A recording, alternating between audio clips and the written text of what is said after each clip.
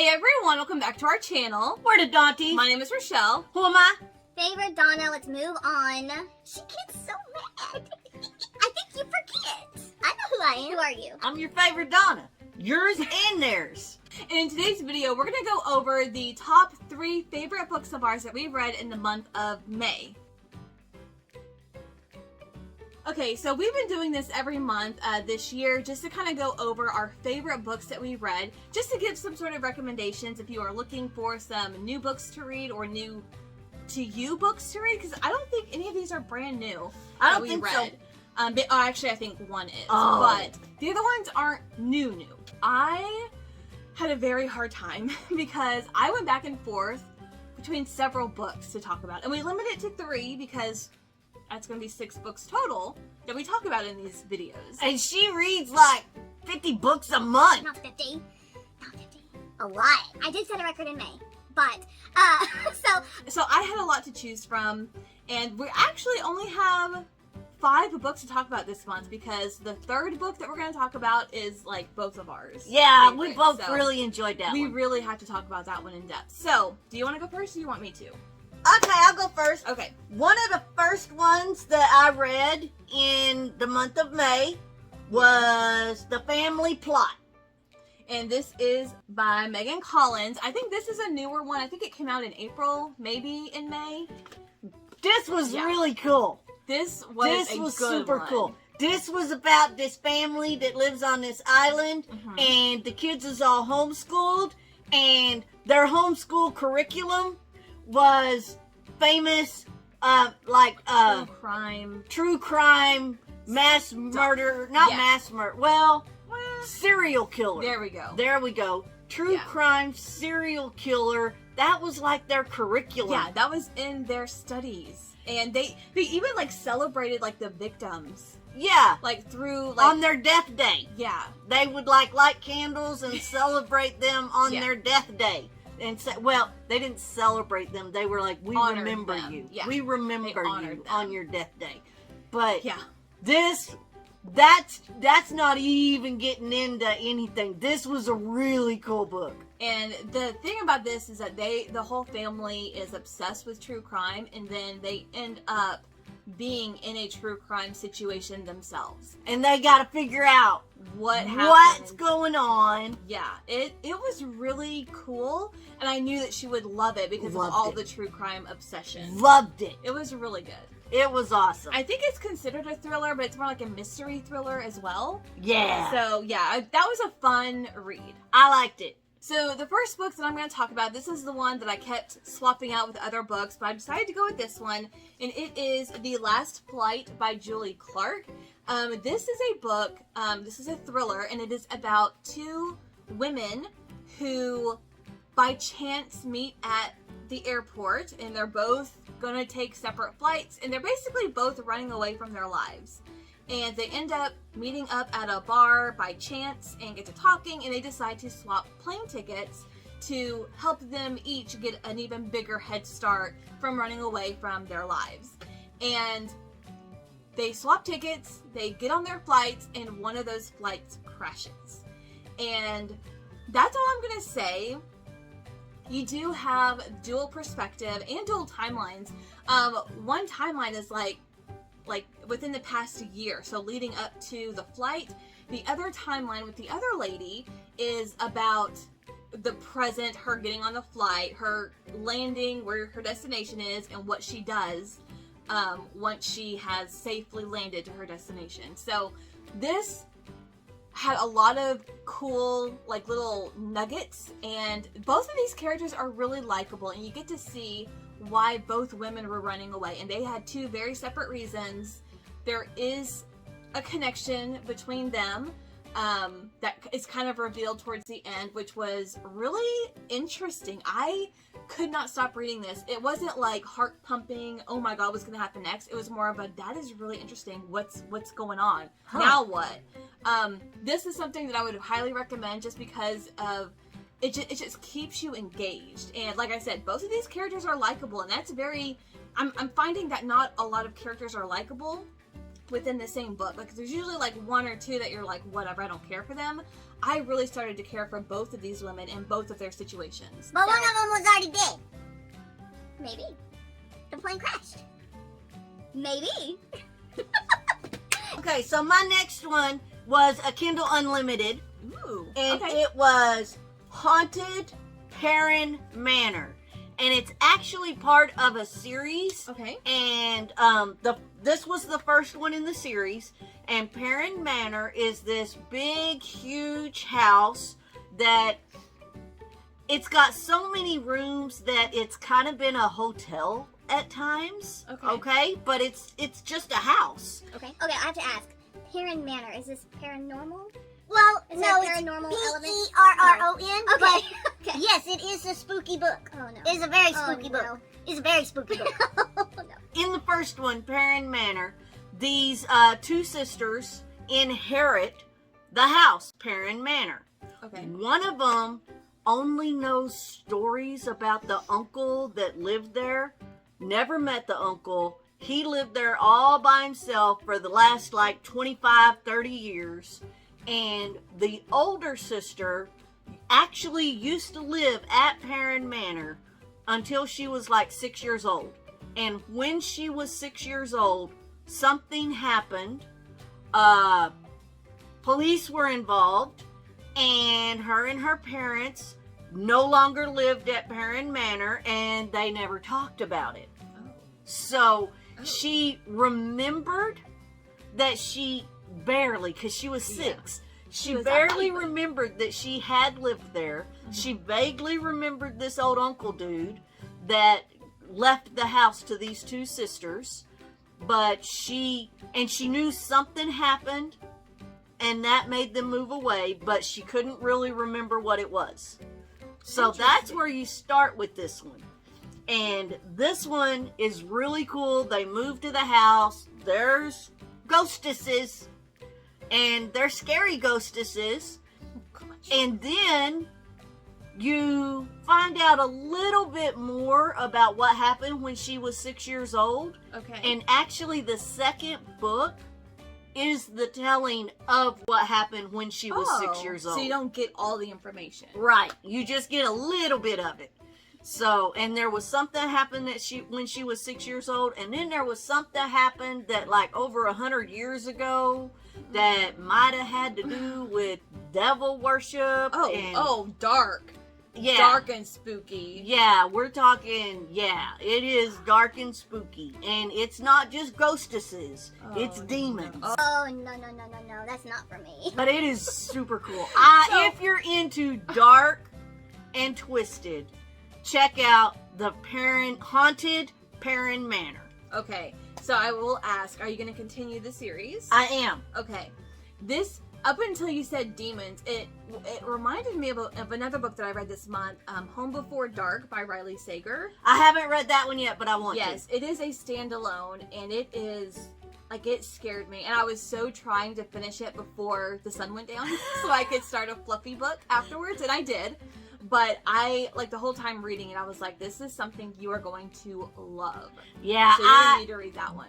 But this one is way too dark for you. Yeah. No. So, I could barely handle Home Before Dark. It was so good, but I was getting spooky. I was getting spooked. It don't bother me, y'all. Okay, so then the second book that I want to talk about is...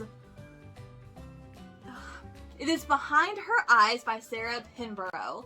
Apparently, it's now a Netflix series, which I didn't know. So this one is a domestic thriller. And this one I have some things to say, because reading the majority of it, it's okay, it's about this husband who is cheating on his wife with his secretary or someone who works, I think it's his receptionist, and the wife knows about the affair, and she ends up pretending to be, or she actually does befriend the woman that's having the affair with her husband. And does she kill her? No. Oh. You're gonna have to read the book to find out. But, so she befriends this other woman, and the book is in both of the women's perspectives. So you see kind of how the affair started with the husband, when the other woman finds out that he's actually married, and that she stops everything immediately, has this woman and befriends her, and she's like, this woman has no idea who I am, blah, blah, blah. And it goes back and forth, but the wife, in her chapters, she is very, I don't know how to pinpoint it. It's like she can see everything that's happening when she's not around. And she knows what's going on between her husband and this other woman. Like, it's very eerie from her perspective, like the way that she talks and the way that her mind works. And I will say, this has 2 twists that knocked the wind out of me. The second one did. The first one I kind of saw coming, because if you have read Layla by Colleen Hoover, the first twist won't be quite as hard-hitting and won't shock you.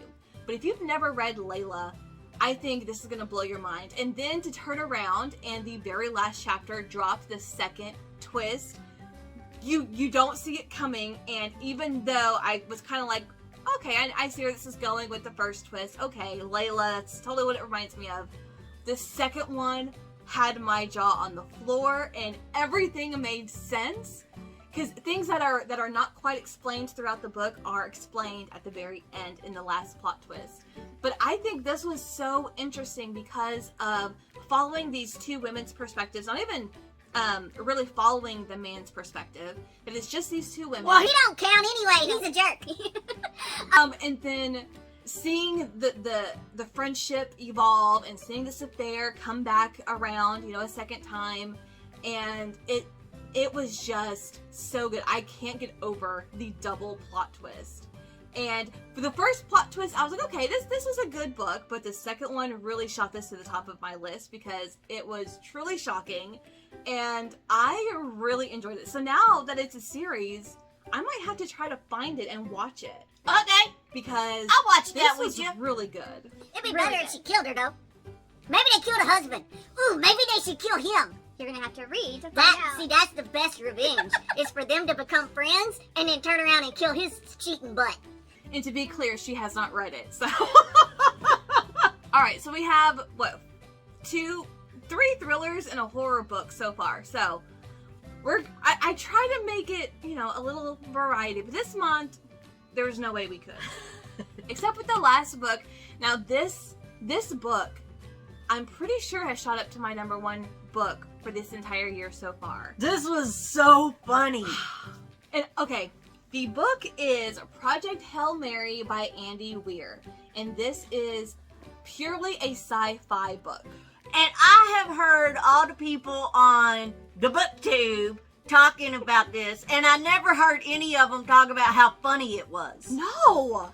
I watched all of them, and I didn't hear anybody say how funny it was. It was funny. Right. I was laughing a lot. Yes. So this is about this guy, Ryland Grace, who wakes up at the very beginning of the book, and he is in space on a spaceship. I know the word now, spaceship. He's been in like a coma. Or something. He has amnesia, and he has 2 other people with him who are both dead. They're dead. And he has no idea who he is, who they was, who they are, where he is, what is going on. He doesn't even know he's in a spaceship yet. He got to figure that out on his own. And so I will say these chapters are about 20 pages long. So they're lengthy chapters, but at the end of almost every chapter, there's a revelation that is keeps like, you going to the next one. So you want to keep reading. I will also say there is a lot of math and science talk, but it's easy to skim over because the narrator, Ryland Grace, he does a good job of explaining things in layman's terms where you understand it.